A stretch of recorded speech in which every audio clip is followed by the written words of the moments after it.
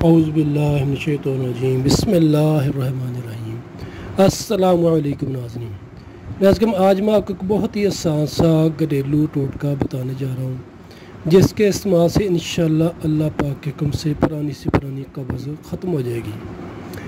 قبض جو ہوتی ہے، معدہ میں خشکی بن جاتی ہے، اتری میں خشکی بن جاتی ہے، جس کی وجہ سے قبض بن جاتی ہے، پخانہ کھل کے نہیں آتا، اور پانی کا کم استعمال کرنے کی وجہ سے بھی معدہ میں گرمی خشکی بن جاتی ہے۔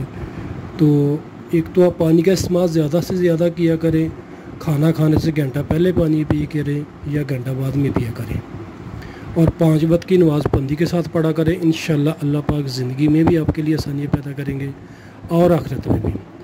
کرنا کچھ کہ ناظرین، آپ نے لینا ہے بادام کا تیل، خالص بادام کا تیل خود نکلوا لیں۔ خالص بادام کا تیل 1 بڑا چمچ رات کو کھانا کھانے کے بعد سونے سے گھنٹہ پہلے آپ نے پی لینا ہے۔ دودھ میں یا چائے وغیرہ میں ڈال کر نہیں استعمال کرنا، ویسے ہی اس کو پی لینا ہے۔ یعنی کہ 1 بڑا چمچ بادام کا تیل آپ نے رات کو پی لینا ہے، اور اس کے بعد کوئی چیز کھانی پینی نہیں ہے۔